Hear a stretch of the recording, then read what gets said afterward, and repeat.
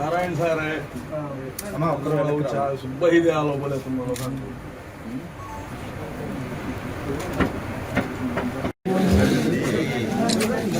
अरे माने माने माने हेलो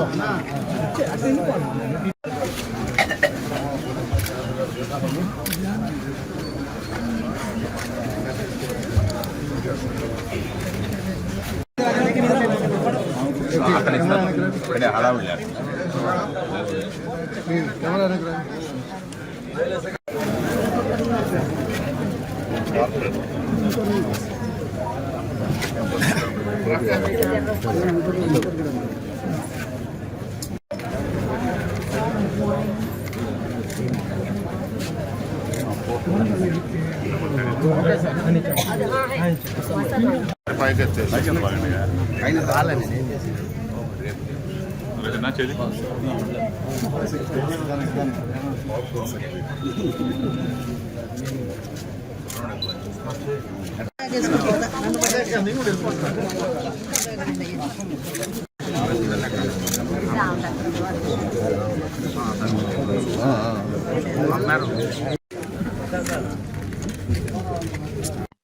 ఈరోజు ప్రారంభించారు.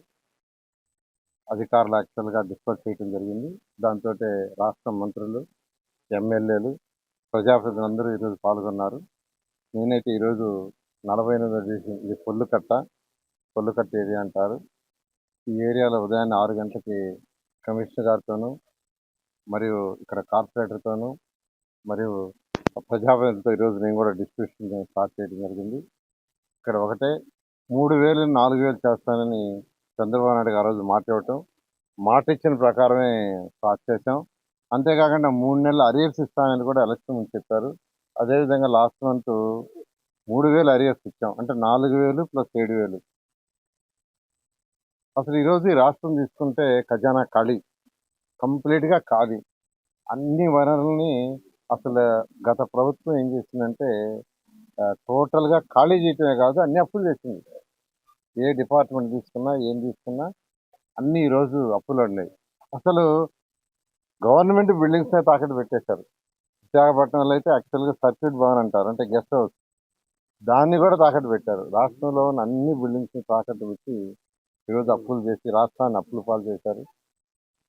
అయితే ఈరోజు మా ముఖ్యమంత్రి నారా చంద్రబాబు నాయుడు ఆయనకున్న అపార అనుభవంతో ఈరోజు ముందుకు తీసుకుపోతున్నారు రాష్ట్రాన్ని.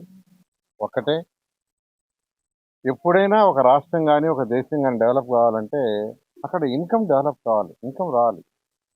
ఇన్కమ్ రావాలంటే అక్కడ ఇండస్ట్రీస్ రావాలి. డిఫరెంట్ ఇండస్ట్రీస్, 1 2 కాదు. ఇండస్ట్రీస్ వచ్చినప్పుడే ప్రజల యొక్క ఆర్థిక స్థితి పెరుగుతుంది. అసలు ఇండస్ట్రీస్ రాకుండా ఏ రాష్ట్రంలో కానీ ఏ దేశంలో కానీ ఆర్థిక స్థితి పెరగదు. ఈరోజు ముఖ్యమంత్రి గారు దానికి అన్ని విధాలా ప్రయత్నిస్తున్నారు. గత 2014-19 దాకా తీసుకున్న ఉదాహరణకి కియా మోటార్స్, అనంతపురం జిల్లా ఈ రాష్ట్రంలో తక్కువ వర్షపాతం పడే జిల్లా అనంతపురం జిల్లా.